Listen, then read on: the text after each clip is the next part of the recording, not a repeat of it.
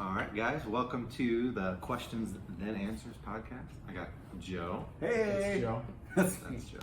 Andy. That's Andy. And the guy in the middle. And we Whose today name is Devin. Thank you. You had to do it. I was trying to avoid it. I know. That's what I'm here I wouldn't have it any other way. Today's topic.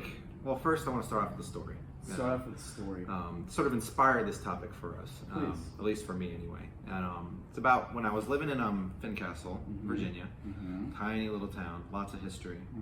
It's a translation for anybody who knows that it's just really boring. Anyway, moving on. There's literally nothing there.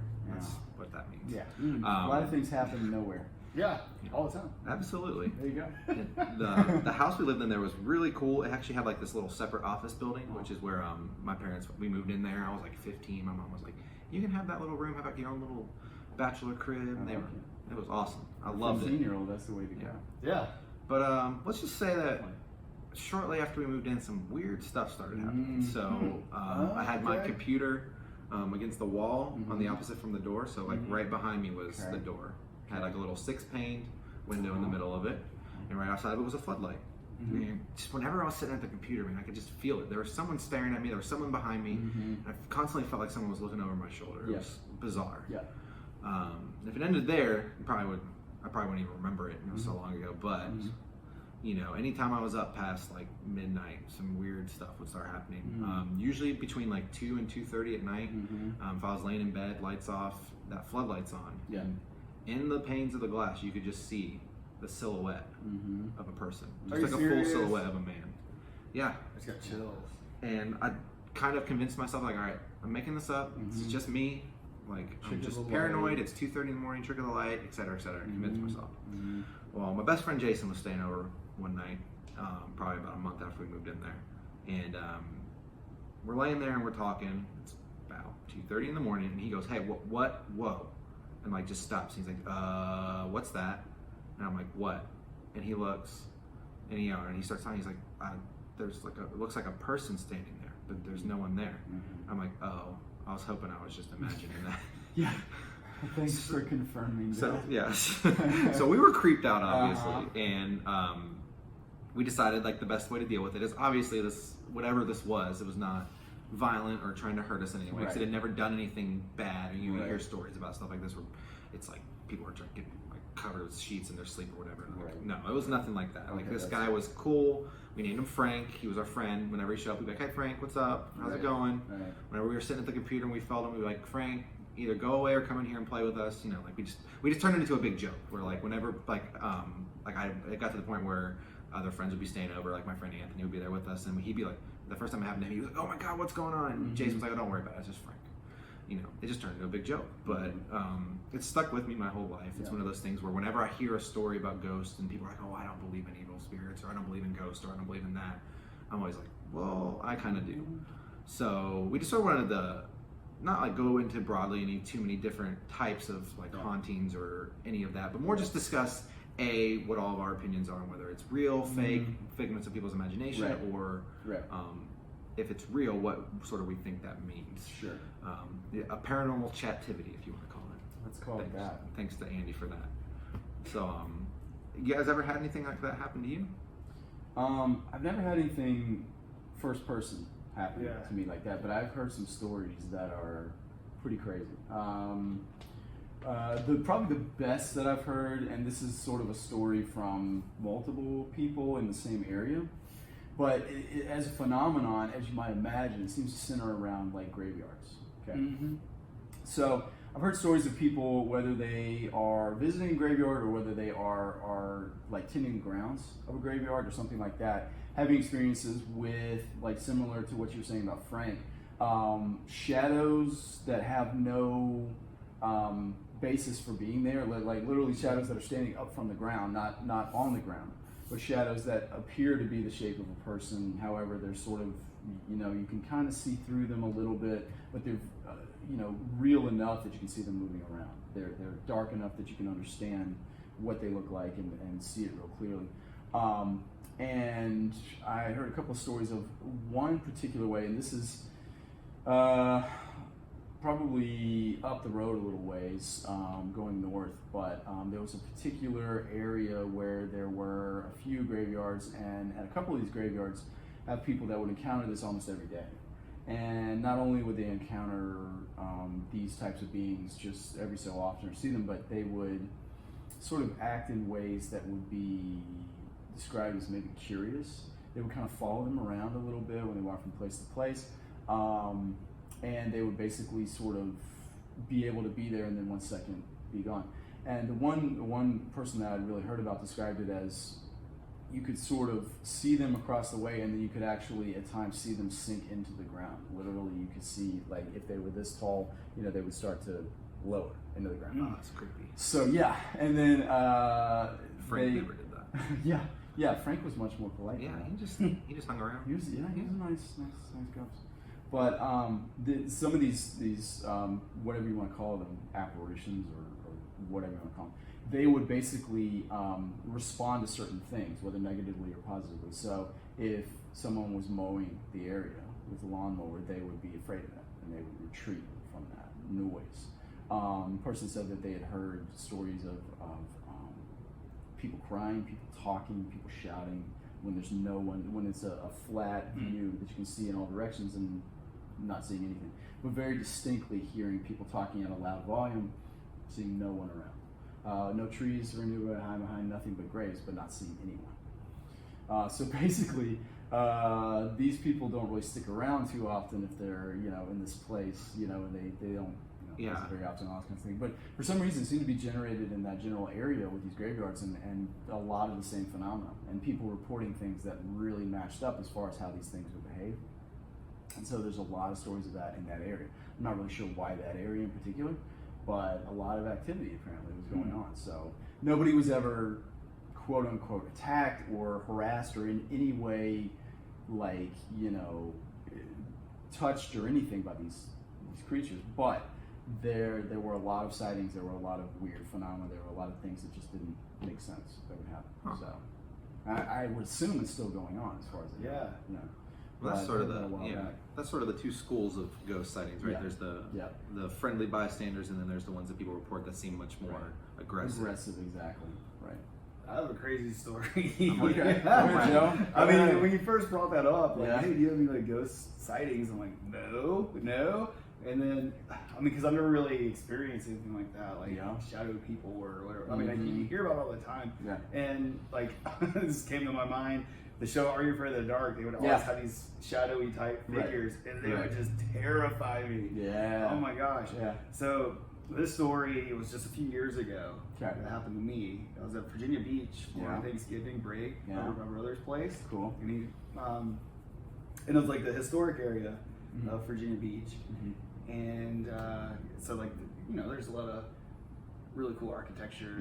There's one thing that I just took note of when we were taking a walk around. It was this very old, very large, very beautiful Masonic temple in the neighborhood. I thought that was really strange.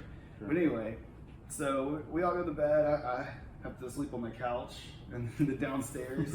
Yeah, it was all good though. It was pretty comfy.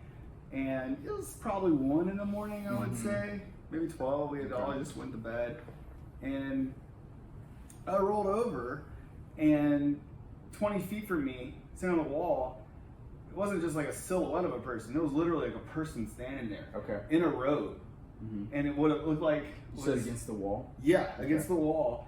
And he looked like one of these guys of Mortal Kombat the movie. You know, like one of these monks in the background, or like in the video game that's just like standing there in the background with this hood on. He had a hood on. Yeah. And I was terrified. Yeah. I jumped and just like I pointed my finger right at him. I'm like, I said, "Get out of here in the name of Jesus!" And he took I'm not kidding. Took a step back. Yeah. And he goes, it's turned into like a mist into the wall. Are you serious? Yeah. Yes. It was insane. My heart was pounding through my chest at that point. And like I could hear it. I could hear my heartbeat, and I'm just like, oh my gosh. And I turn on the lights and I'm like going around the house, and I'm just praying, and like I'm like, don't come back. Please don't come back. Please don't Horrified. Wow. Wow. I've never experienced anything like that. So a at all. mist. Yeah. It's just like Weird. crazy. It just like looked like we evaporated. Were you like sleeping when this happened, or I was partially asleep, rolled over, and opened my eyes. I'm like, oh my gosh! There's someone standing there. I woke you right up. Yeah, he was like in one of those big dark hoods. You couldn't Yeah. see his face or anything because it was over. He was just there. Like, and he literally looked like one of these guys from in the background in Mortal Kombat. Like, It's so weird. Yeah. You might have given up your only chance to be recruited into the Jedi Order. Yeah. I'm just saying. Yeah. That or He's like, being well, Mortal Kombat, maybe. guess he doesn't want to be part of our group. Just saying.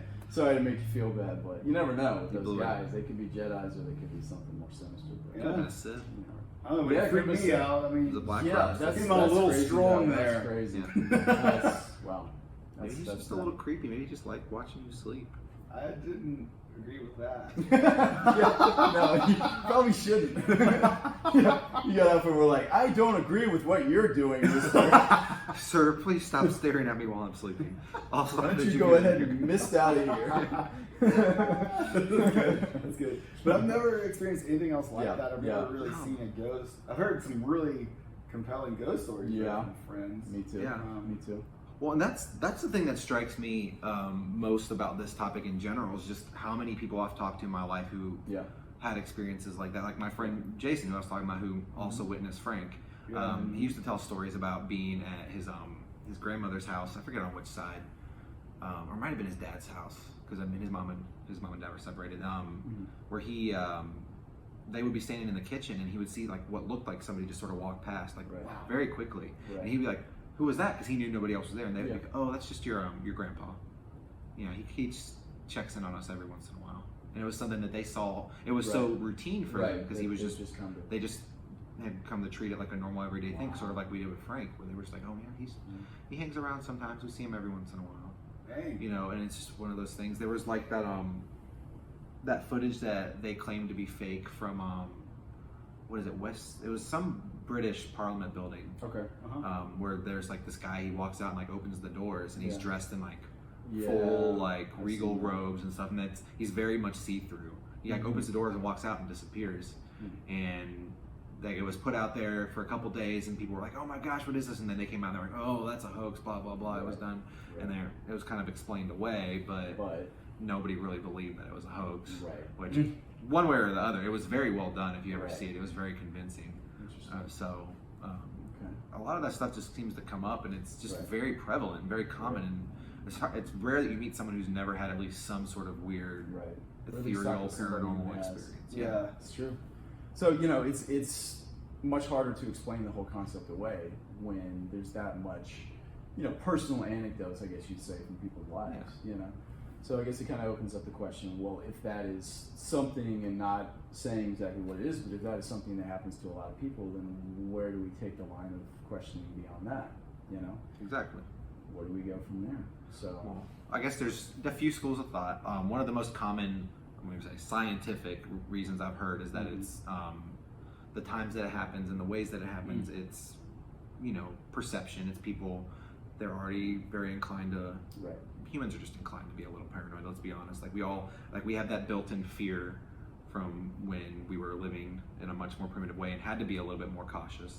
Did Craig tell you that? Yeah, Crichton. He's not the king. And so we have that sort of built-in like protection, like where we're always expecting something to happen, or always expecting something to be there, or always looking out. Right. We have that sort of built-in vibe as humans, and the scientists will sort of tell you, well, most of those could be explained simply by the perception at the time, the fear state you were in. Right.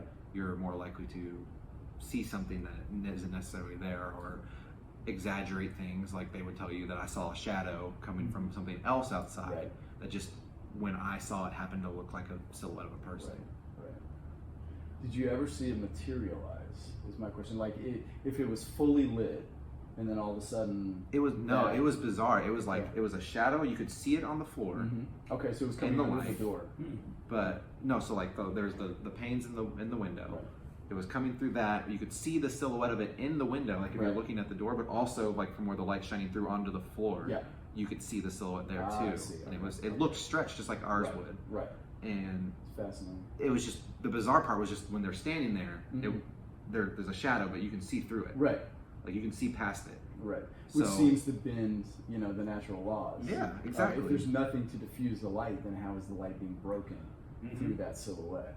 And that's the crazy thing about some of these stories is like they can't be explained by Right. things like, oh, it was just perception or this or that. And there's, I mean, obviously photos, it's so hard to trust photos now with Photoshop and how easy it can be to doctor, but you'll see photos that are authenticated and all that, or they'll tell you they've been authenticated by all these people, and they show things that like just can't be explained, and it's like, well, do I believe that, or do I assume that it's been Photoshopped, which most skeptics would tell you all of that's probably just fake. Yeah. And it's hard to know. It And is it's one of hard those to things, know. it's hard to trust anything. You see it is. footage of like things that, like we talked about that last time, where there's like, I've seen videos, it looks like a perfect mermaid, but like it's very much imaginable that someone with really good prosthetics and really smart Would be camera able to work do would that. make it look 100% real. Right. So I mean, you look at what's done in movies. You look at how things are thought about in movies to say, well, if this was real, how would this work? And then all the thought that goes into that, and then you watch it and you say, it seems to me that that's plausible, that that's how that would happen if it was real. Yeah. Well, people can do that with other things. Exactly, and it's one of those confirmation bias things where if you're looking for a mermaid or a ghost or whatever it may be, you're more likely to take whatever evidence is there, whether it fits it or not, and sort of work that into your narrative. Right. Exactly. Joe, what do you think? Real? Not real? I mean, Do you think what you saw was a ghost, or do you think it was something else? That's the question. oh wow. I have a couple of questions about that actually. What did it look like? It had a face? Like, did it look like it had skin? Was the face looking at you, or was the head like bowed down like that? Because that's kind of what it looked like. When you described it, that's what I imagined. The only physical manifestation that I could see was the clothing. Okay. Everything else of where like skin would be, Right. it was shadows. Okay. Wow, Okay, I that's see. even more creepy than what Yeah. I initially. I thought you literally saw a person in the robes, but you're I saying didn't it was see- just a robe with It was a robe. a just shadow. That is creepy. Yeah. That's way worse. Yeah. So much worse. Yeah. Well, that's funny because it's like, that raises further questions. Like, it's possible, with some things it could be a trick of light, but if a shadow's wearing a robe, well, A, why would a shadow need to wear clothes? But B, in the first place, but B, how would a shadow be able to support clothes? It's this whole thing, like that you can go into, but that's pretty fascinating. Well, that's the thing I guess that blows my mind is that there's so many different forms that this seems to take. You'll hear people tell stories of like it's like we saw, like what I saw, it's just a shadow, like you saw, it's just a shadow of a person. You don't actually see the physical form. Right. But then you hear stories of people, and it's like the person standing there, Right. and then they're gone, Right. and like it's. So there's obviously something going on, and there's multiple different ways that these things present themselves. But obviously they're so rare and they're impossible to recreate on our own because we don't know exactly what's causing them. So there's no way to test it. Like there's so many different things that we do. Exactly.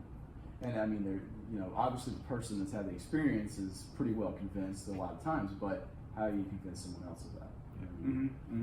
They have to take your word for it. Exactly. That's a pretty fascinating phenomenon. So we talked a little bit earlier about the idea of the sort of quote unquote friendly apparitions, the ones that don't seem to mean any harm, that are just kind of there, and then you have the ones that can be a little more aggressive, but at least the ones that kind of interact with the environment. So like you have the stories of poltergeist, which I just learned that is German. Poltergeist means noisy ghost. Does it? Yeah, Nice. which is pretty funny. Nice. So it means noisy ghost or noisy spirit. And so basically those are the ones that really like will move stuff around, or they'll open doors, or they'll throw things or whatever. That's the idea with those, is that they'll physically interact with the environment in some way and change it. And it's sometimes that's directed at people, sometimes it's not at all. Right. It's just random almost. Right. And it seems that way, exactly. And I guess that leads in sort of the next topic we can talk about is what causes these ghosts or whatever, if we're going to consider them spirits, to stick around. And there's all these, you hear all these stories. It seems like a common thread in a lot of the most famous hauntings in places is some sort of trauma or some sort of horrible event causes it. You see a lot of people say like certain like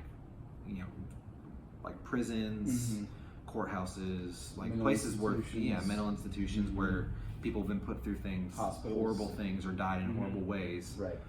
places where people were murdered. Right.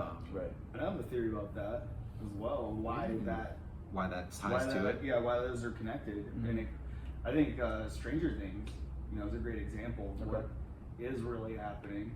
And what that happens is, well, what is happening there when something like that, when something Spoiler alert? Do we need to give a spoiler alert? No, because as long as you've seen the first season, you're good. If you haven't seen the first season, without any specifics, go on. Put us on mute now, and then we'll give you a thumbs up. We'll go like this when you're ready. That's right. When you can turn it back on. All right, go ahead. Yeah. So you're talking about the upside down, I assume. Basically, yeah. Because that's one reason why I really like Stranger Things. Yeah. I thought it was a great depiction of what I see as my reality. Okay.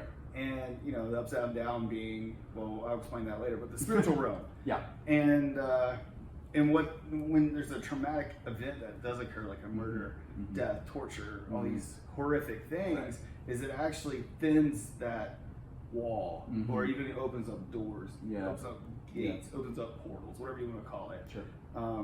See, I've never heard of it that way. That Really? makes sense, because the common thread is that because those things happen to those people, their spirits or their subconscious can't leave in the normal way that a person would leave or move on, or whatever you believe. Like, obviously, we live in a very spiritual world where most cultures have some sort of spirituality to them, where they believe your soul passes on beyond life. Right.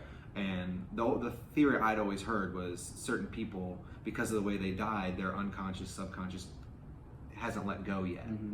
Like they don't know how to free themselves or move on. Or the idea of unfinished business. Yeah. Or something that they have to. Or revenge. Think. Like if you were murdered and Right. you just can't let that go, and you're like, I need to get revenge. I need to find who did this. You may not realize that your spirit's been wandering around for hundreds of years, and that person's already really long dead. Yeah. And that's why it's so interesting to hear you talk about it in that way. I never thought of it that way, that being sort of like a tear between the spiritual and physical realm. I guess that's where my opinion would differ a little, in that I believe in spirituality, in that our bodies are sort of just like a house that we're using right now, and that our subconscious and our actual presence and I don't know what exactly the consciousness, I guess you could say, exists beyond that. And I think that's actually, scientifically, if you really read a lot of the peer-reviewed articles, it's been proven that your subconscious exists beyond just your mind. I've always thought of the spiritual and the physical realm just being linked, and this is we're in the spiritual side of our lives right now.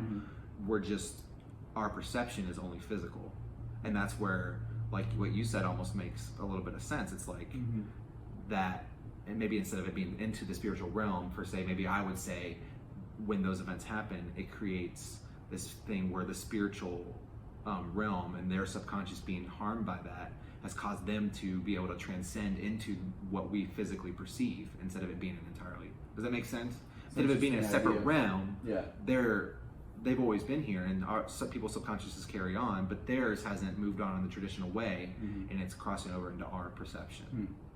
It's interesting. It's crazy to think Yeah, about. it's a crazy idea to think about. But Joe, I think I also see what you're saying too in the idea of, if you think of the barrier between the two realms, spiritual realm, physical realm, as being like a membrane, and then if something is damaging enough to the membrane, if something's traumatizing enough to the membrane or damaging enough to the membrane, then you can basically have some kind of crossover or some kind of different occurrence that is not normal based on that. Yeah, exactly. And so, if it's the normal sort of width of the barrier, then there's times where it's thinner, or there's times where like that. And the idea is, in some cultures, in Day of the Dead, the idea is that on that night, the barrier between between the land of the dead and the land of the living is basically as thin as it is the whole year. And so that's why people can come back and visit, and their loved ones and things like that can come visit. There's also the idea, we talked about vampires a little bit when we did cryptozoology, and the one of the things with vampires is they would say, I think it was Halloween night, or maybe it was a different night. It might have been pre-Halloween, but it was a European tradition to say that on certain nights of the year, the dead were much more mobile, meaning that they were much more dangerous, and things like creatures of the night would move much more freely. All Hallows Eve, right? Exactly, yeah. And so they said that was a time when spirits were much more free to move, and so you had to be much more careful on that night because it was much more dangerous. These things were more active and all this kind of stuff. So it kind of gets to that similar idea, I think. You know? Yeah. Cool. These are, I haven't heard that in a long time. Yeah. Definitely touching on my subconscious. Pretty. Well, there you go. And the whole idea of spirituality and and there being something beyond just what we physically see is something that I've flipped back and forth on in my life so many times. And what always brings me back to being, whether I'm religious or not, being someone who believes in spirit, like the spiritual side of things, is just those experiences I've had that we've talked about. It's when you see certain things, it's so hard to deny that there's something going on beyond our physical perception. And that's what's crazy is when you start really looking into like the idea of quantum physics, and one of the things that quantum physicists preach is that reality isn't reality until we perceive it and make it that. It's like you're literally creating reality as you perceive it. So, the idea of there being that spiritual side of things that we just don't perceive, well, maybe people who see those things and who have those things happen to are those people who are a little bit more in tune to their spiritual side, who have a little bit, are more in touch with their actual consciousness. So maybe those people are all around us all the time, but it's like we talked about, there's certain places, and that's something you hear about in like a lot of Native American traditions, is that there's certain places that are much closer to the spiritual world, where you can be more in touch. And Indian culture is so amazing because they believe everything has a soul and everything has a spirit and everything is alive. And that's why they're so careful, and that's why they're reverent and thankful, even when they're killing a deer to eat it or whatever. They treat it. They thank it for giving up its life, knowing that they at one day going to be dead and buried, and they're going to give it back. And just the idea that they have of that, being able to find places where you're a little more close to the spiritual side of things. Maybe that's all it is. Maybe there's subconsciouses carry on in other ways, but we just don't know how to reach out to them. And that's always just a cool idea I've always kind of had in my head, is like, what if they're still there? Like people always talk about, like, I feel like my loved one who's passed on, I feel like they're still with me. Like, what if they really are? And that's an interesting side of this, where instead of making it sort of this, like, I think the whole topic of haunted houses and ghosts has sort of this negative connotation where we're like, oh, ghosts, hauntings. Scary. Honestly, Frank sort of changed my mind on that, because my one interaction with something on the paranormal side was overall, like, other than being a little creepy at first, until I got used to it, was very positive. We always sort of looked at it like maybe he just wanted someone to be around. Maybe he just needed company. Like, think how lonely that would be if you're a spiritual being without a physical body to manifest in. And you don't have anyone to talk to unless you can talk to other spirits. But it seems from what we've witnessed, what humanity has witnessed, that's not true. Or else they wouldn't be coming to us. That's just my opinion. It's fascinating. It reminds me, when you were talking, I was thinking about this book that I read. It was by Michael Crichton, of course, author of Jurassic Park and Congo and a whole bunch of other books. But it was a nonfiction book, and it was about his experience. It was called Travels, and it was about a lot of things he'd done in his life, because he would take these trips and he would hear about something really interesting that he wanted to go do, and he'd go do it, and then he would write about it. And so one of the things that he talked about there's actually two separate things I want to touch on that he talked about in his book. And he talked about how important it was to him to keep an open mind, because he said, if I go in there with a bias already, I'm not going to get the type of information that I want, whatever that is. He said, I want to just open myself to it and not try to say, okay, I'm going to fit it in this box normally. I'm just going to see what occurs, and then I'm going to try to make sense of it after that. So one of the things that he talked about was going to this retreat, and it was kind of I guess you call it sort of a metaphysical retreat. But the idea of the retreat, and I think this was in like Arizona, New Mexico, it was in the Southwest United States. And the idea of the retreat was basically to discover sort of your inner spiritual characteristics, meaning that, like, your aura, kind of a new age type thing, your aura and sort of who you are in that realm. So what he said they talked about was, on the first day they said, okay, you should discover your spirit guide this week. And he said it was a week-long retreat. So you should discover your spirit guide this week. And people were like, well, what is a spirit guide? And he said, it's something that you're going to come across or interact with that is going to give you knowledge, whether that knowledge is coming from yourself, and it seems like it's coming from outside you, or whether that knowledge is actually coming from outside you, you're going to discover something like that. And then first, in the book, he's like, okay, it seems like a stupid idea, whatever. I said I'm going to be open, so I'm going to keep myself open to the idea. So the book talks about how he was going through the week, and people would come in and they'd say, I was walking by this tree, and this tree started speaking to me, and it was telling me things about myself that nobody could know, and all this kind of stuff. And he's like, okay. So he said during the week he started getting really jealous of these people that were finding these things, and he was like, well, why isn't anything ever talked to me? So he said, okay. He said right at the end of the week that he was walking, and he was like, well, I guess it's not going to happen for me this week. I guess this whole thing was kind of a bust. And finally, he said he was walking by this bush outside the area, the compound or whatever you want to call it. And this bush goes, hey, come here. He was like, and he looked around, couldn't see anybody. And the bush was like, hey, come here. And so he followed the voice, and he got to this bush, and the bush said, sit down. And so he said he sat down, and he just sat with the bush. And he said all of a sudden, after a little bit of time, the bush just started talking about his life. And the bush started saying, hey, I remember when you were this age and you did this. And you remember when you were this age and you did that. And he said, okay. He said, so through being told that, he was getting these sort of interesting revelations about his life, things that he'd never thought of before. And he said, I don't know where it came from. He said, I obviously don't think it was the bush itself talking to me. But he said, I think it was a perception based on what I had been doing of the bush taking on that role of myself. My mind, I'm speaking to my own mind.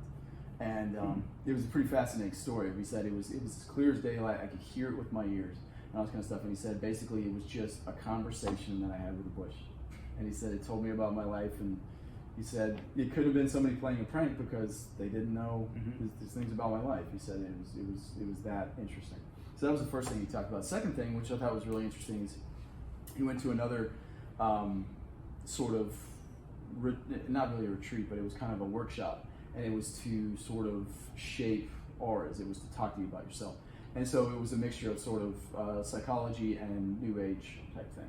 So they started sort of getting into people's auras, and they could kind of see, like colors and things like that. And he said people would perceive, seeing this kind of color and things like that. So they got to him, and he was really kind of blocking it. He said, I don't like this. I don't want to do this. I don't like this concept.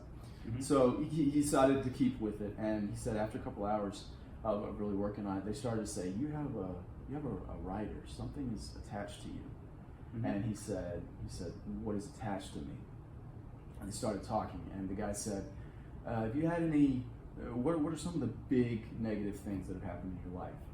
And he said, I had a parent die at this age, and he said, I had, a traumatic breakup at this age, and this kind of stuff. And the guy said, okay. And then he said something along the lines of, I had a really, really bad falling out with my dad when I was in high school.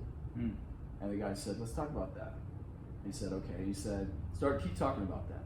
And the guy was looking at him. He kept talking about it, He said, do you realize since you've been talking about that, this thing that I see attached to you, this dark shape, keeps getting darker and darker and bigger and bigger. Whoa. Do you see that? And he said, no, I can't see it. And he said, okay, keep talking about that. And he said, the more that he kept talking about that, this person that was watching him said, this thing that's attached to you, this negativity, this negative spirit, for lack of a better term, is growing in power the more you talk about this. He said, start talking about something positive. So he starts talking about a good memory in his life. He said, now it's shrinking and it's getting less defined. He said, so what we're going to have to do is we're going to have to get you to talk this out. We're going to have to get you to, in a therapy type way, we're going to do some therapy. And he says he went into therapy. And he says over the weeks, this thing started to subside. And finally, the guy came to him and said, okay, he did another kind of scan. He said, I think it's pretty much gone. Now. He said, it looked like something that maybe you brought in as a protector when you were hurt. He said, maybe this is something that you attached to yourself as a way to help yourself when you needed it. He said, but you don't need it anymore because it's not happening in your life anymore. And he said, you need to let it go. And he says, you pretty much for the most part have to let it go. And he said, go ahead and let it go for good now. And so he said he concentrated. Finally, he said after a little while, he said, it just left. I saw it leave. It's gone. It's not attached to you anymore. And he said from then on, he said, you look clear. And that was what he did, if you can believe that. So That's the idea of that actual energy coming from your thoughts and feelings. And we talked about that a little before we started did. the podcast about just how your emotions and everything have a different vibration and energy that you, emits from you. Yeah. That they're able to, science is able to show these now and read these now, and that's just sort of one of the amazing things to me that really like took me back from where for a long time I'd become very like jaded and very like negative, and I just didn't believe in spirituality or any of those things. It's like this stuff can't be real. Like I've seen too much evidence. Things just don't seem to line up for me. Like it never like I do these things that I'm being told to do spiritually, and they just never work.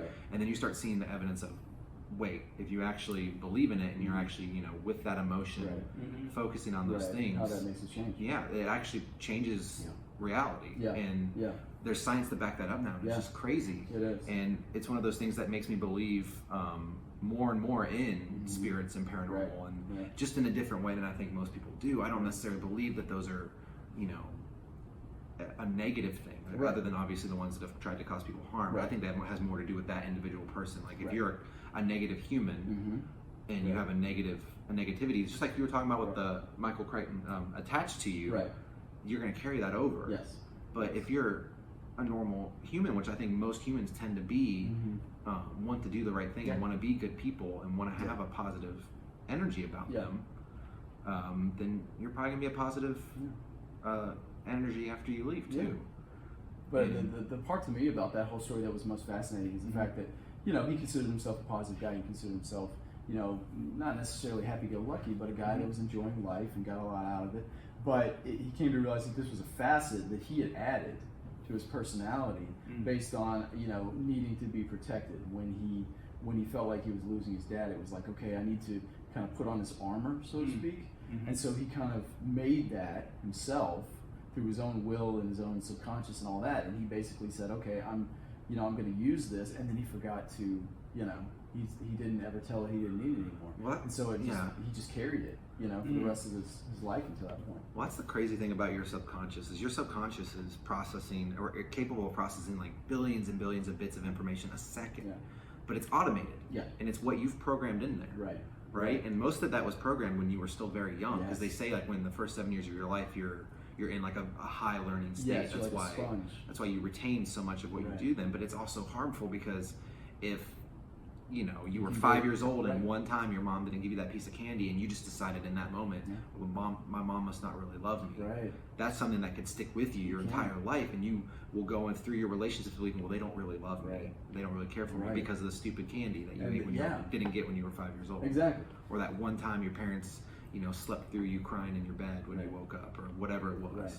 You know. And the hard part about it is once you're an adult or much older, you start to realize, okay, well, I know something like that is probably part of the problem, but I don't know what it is. And that's, you know, where therapy comes in, of actually kind of digging away at the layers and saying, okay, well, maybe we can find the source of this, you know, and then we can attack that instead of the symptoms. You know, it's one of the things that science is saying now, that you have to actually like enter one of those states of super learning where you're able to like actually tap into your subconscious mind and like they call it like rewrite the program. If you really start thinking about the human mind as a brain, like your subconscious is like the, what do you call it? Like the OS. It's the operating system. It's what's the circuitry.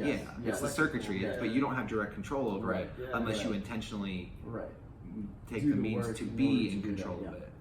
And that's one of the crazy things about the human mind. It is crazy. It's so powerful. It's powerful in a good direction, or it's powerful in a bad direction, just depending on what it is. But and that's why to me, like, it's got to be like this paranormal stuff and the spiritual stuff has to be something to do with that, just the power that we actually have. And like, you know, we were talking about this before we started another thing, how we're taught so much in society, and this is not a fault of any one particular thing, but in Western society it is very prevalent that we're kind of taught that we're survival of the fittest, we're evolved from monkeys, we're this very simple like creature, like we're based on this idea of conflict, where the strongest survive, and you know that conflict, whether you believe or whether you want to believe that or not, it's kind of forced on you. And the effects that have been proven that has psychologically on your subconscious is that it makes you less in tune with that spiritual side of your body or of your mind, and you have to make the conscious effort to be above and beyond that. And that's where I don't know, this probably sounds like I'm tooting my own horn, but that's why I feel like because I was very spiritual in high school, that's probably why Frank was drawn to me. Okay. And that's why Frank was where I was. Like maybe he was always at that house and he was just waiting for someone to be there. Yeah. We could spend time to. And I honestly feel like I probably wasn't spiritual enough, because I feel like if I'd been really in tune with that side of my life, then I would have been able to, probably have a little bit more of a conversation with him, instead of just being like, hey Frank, like maybe he could have actually told me what was up and what was going on and why he was there. Yeah. Because that's honestly what I feel like in the end is why there's any of these beings make contact with people, is that they need something, just like we need something. We reach out to people when we need help. They probably do the same thing. Right. Because at their core, they're the same kind of beings we are. Sure.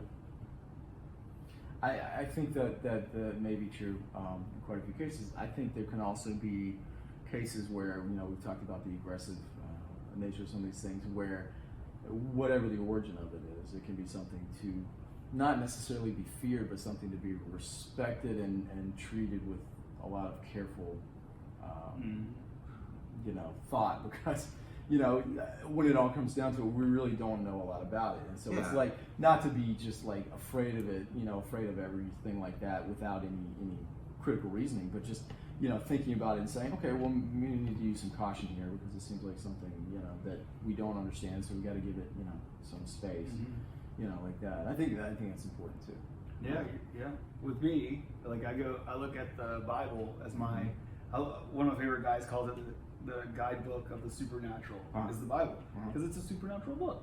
And I think it's cool, like what you guys were saying, like, or I think you brought it up, saying that there are things around us, but we can't really perceive it or even know that they're there. And I definitely agree with that. I think there are things around us. I mean, I think there's demons around, and also I think there's good ones, which are angels, and they're here. They're amongst us. Can always see that, and I don't think, we're not really told to tap into that. I mean, obviously, we can seek God, through prayer and worship and all those things, but to break into that threshold of the spiritual, there's ways to do it. I mean, I probably shouldn't be saying it, but like drugs is one, like hallucinogens. I mean, and some of the natural ones, it's actually a really hot topic of debate right now, where a lot of people who are in like higher positions, who've had like really enlightening moments, will say, hey, there's a right way to do this. These things should not be illegal. But in like a lot of the civilized countries, they still are, like here, in a lot of the European countries. But people, there's places now in like Puerto Rico, Costa Rica, countries where they're not illegal, where you can go visit what they call like a shaman or something, and have them take you on a trip, that will actually, and people will come out of it like completely changed, talking about how the weight they've been carrying with them since they were. There was an amazing story I heard from this guy. He was like a lifetime alcoholic. Ever since he was in his 20s, he struggled with drugs, alcohol, spent his entire life like basically either high or stoned, whatever you want to call it, in some way, shape, or form on something. And he never knew why he couldn't kick it. He tried over and over. He would quit for a couple days, a couple weeks maybe even, and he'd go back to it. And he, after talking with a friend who had recommended him go see one of these shamans and go on a trip with them, he went and had this, I wish I could remember his name. I actually watched a documentary on this subject because it's just so fascinating to me. After going on this trip, what he saw there is he actually talked to the moon, and it was a woman, and it was telling him that he needed to look at his heart. And he said he actually reached inside himself and pulled out his heart, and it was black. And he asked them why is it like this? And the moon cleaned it for him, and he put it back in, and he went to check it and pulled it back out, and it was black again. He said, I need a new one. There's something wrong with this. And the moon said, do you want to know why? And took him and showed him that when he was a very small child, like I'm talking like 3 or 4, something he would never remember as an adult. He was abused and molested, and that had something he had carried with him, because he had, at that time, he'd had that shame and that not understanding, and that he had never forgiven his grandfather, who I think it ended up being who did it, for what he had done to him, and that the moon actually took him on this like trip to that house where his grandfather was in that time, and he looked at his grandfather and said, you know what? I forgive you, and this doesn't define me anymore. And he said when he reached into himself then and looked, his heart was clean. And when he came out of that trip, he's been clean ever since. He can drink casually with friends, have like one glass of wine or whatever. But but he's never struggled with any of it. And he's a completely changed man. He started like this new rehab facility in Costa Rica where people can go and do the same thing. And like he's multimillionaire now, and like it's just completely changed his life. It shows you how strong like negative emotion, like resentment, can cause so much, and then how powerful and just forgiveness is. And like on the flip side, I just imagine something like what happened to him happening to you right as you're dying, and that's what causes your life to end. And the last energy you had as a human being was this intense, negative, probably hateful energy for what that person was doing to you. And I'm just fascinated by the idea of maybe like whatever it is that's afterlife, because I do believe now that something like we don't just die and be gone. There's too many stories of people who almost died having some sort of experience, and then when they get brought back, like being able to relay that and explaining like, oh, I saw all my friends and family, they were there, and like there's just too much out there that's like, you know, there's something beyond here, but like maybe whatever that is, it's one of those things where you have to be ready for it. You know what I mean? Like, and if you're not, you know, consciously and spiritually ready for it, maybe that's what's holding them here. That's interesting. So I don't know. Maybe that's what Frank needed. Maybe he didn't have like some trauma happen to him, but maybe he just hadn't figured out yet what he was like, where he needed to go, and he needed somebody to tell him. Like that's, I don't know. I like to like we talked a little bit before we started the podcast about having like different outlooks on life and how I've been making a huge effort to be more positive in general. And the more I've thought about just the whole idea of paranormal and spiritual beings and things being here, like obviously, you know, the one thing you could look at is if you're religious, it could be demons and angels and all that. But I think there's more evidence in the Bible of just love and compassion, and like that was Jesus's big teaching, right? Is that he was all about like, what is it? The golden rule. Yeah, God is love. Do unto others as you would have them do unto you. And maybe that's what people are missing. Maybe I don't know. That's just something I always go back to when I start thinking about I this. think it's something we can all agree on, obviously. Yeah, I mean, the world is severely lacking. Yeah. The core concept of the forgiveness. Yeah. You know, that's what Jesus did. But I also like the idea of forgiveness as being a cleansing of yourself. Yeah. You know, you are basically saying, if I'm forgiving you, it doesn't necessarily mean that I think that it's okay. No. Or I think that it was right, or even that I think that enough time has gone by that now it's not a big deal. But a lot of times what you're saying is I don't want this anymore, and I'm going to forgive you because it's good for me. Not necessarily anything about you, but because it's good for me, and I don't want to carry it anymore. One of the most harmful, like we were talking about, how all your emotions have energy, and it's just a fact. Like it's one of those amazing things. Like it's no wonder we've been taught by all these different religions, like being compassionate, being kind, being loving, forgiving. We're taught these things in every religion, basically every religion. I know there's some outliers there, but I mean like Buddhism, Christianity, Judaism, all of them. That's one of the core tenets is the forgive, let go. And they've done studies now. There was this amazing study I was reading about. They were doing brain scans on people as they were meditating and trying to read when they went into those higher brain frequencies.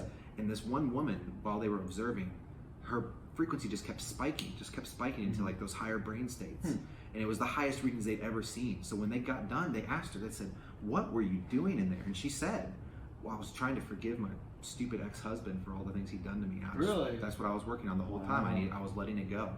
And that was causing her brain spikes to go up like that. That's fascinating. It's also, compassion has been proven to increase I forget what the enzyme's called, but there's a certain enzyme that actually repairs your DNA as it's splitting, because obviously like you guys understand, like when you're regenerating, your body's healing and creating new cells, it's splitting your DNA molecules and splitting and over time they wear down, and that's what causes old age. There's actually and there's a molecule that your body produces to repair them. And I can't remember what it's called right now, but it's actually been proven that compassion and regularly feeling compassion and practicing compassion increases the output of that molecule by over 100%. That's exciting. So it literally causes, it literally heals you. Literally heals your body to have compassion. That's fascinating. And to me, the big thing that I get from that is that it just shows, like you talked about earlier, the links between the spiritual and the physical.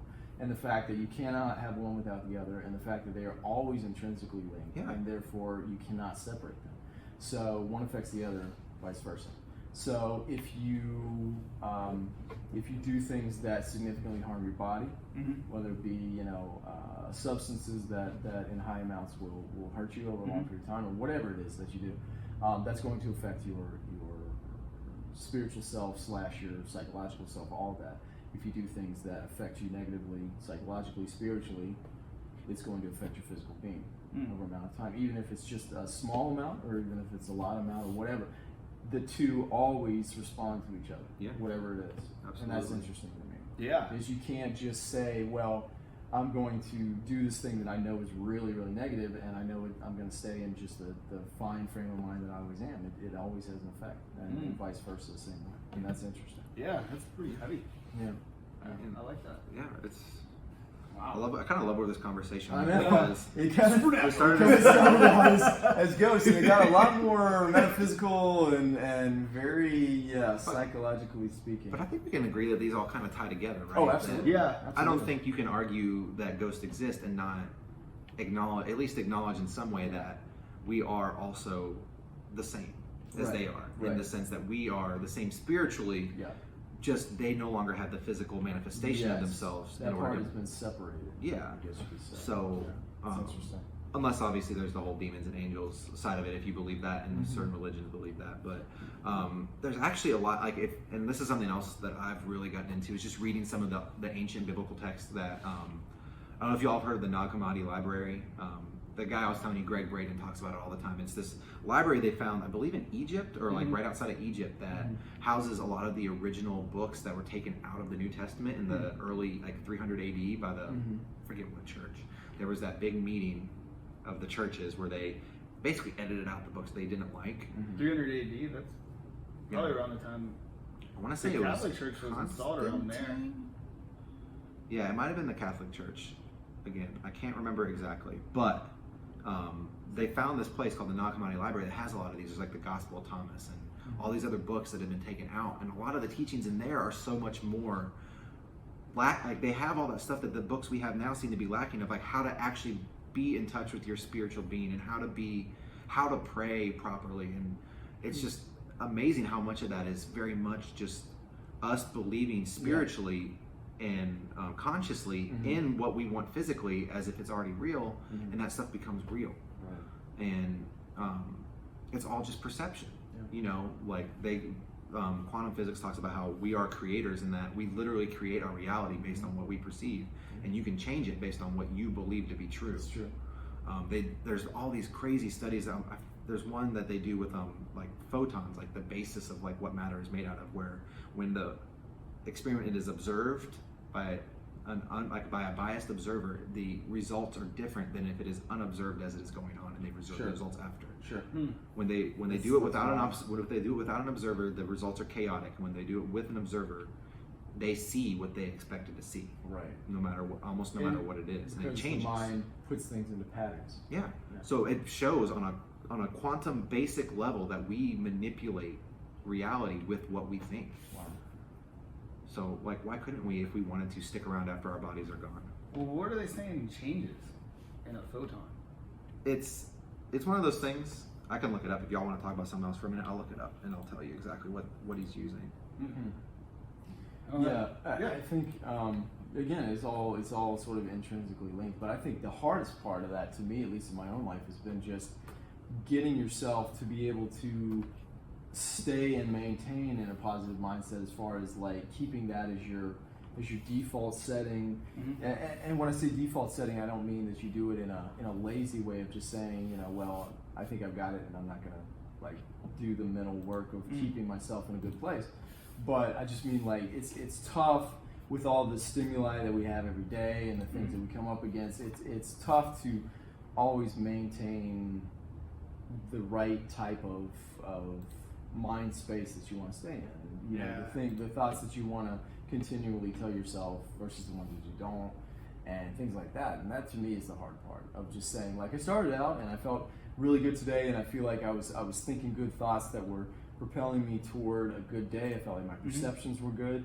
And then you can feel later in the day, you can feel a little run down. You can feel okay, well, I feel like some negative things are kind of creeping in, and maybe I had some thoughts that were kind of more on the side of feeling like, you know, I was kind of getting onto myself about certain things or whatever. And so to me, it's always like, you know, you got to kind of try to reset your mind multiple times during the day of like, okay, what kind of thoughts do I want to be thinking? And I have to kind of actively try to get those going again, if that makes sense. You know what I mean? For sure. Because, like, you know, it's the saying of if you don't talk to your mind will talk to you. And a lot of times, if your mind talks to you, it won't be the things that you want to keep in your mind. You know what I mean? Yes. You know, because, you know, obviously it's so easy for us to see negativity, to see other people showing negativity, to see negative things, to see all these things that And aren't we naturally just negative to begin with, like in the subconscious? I don't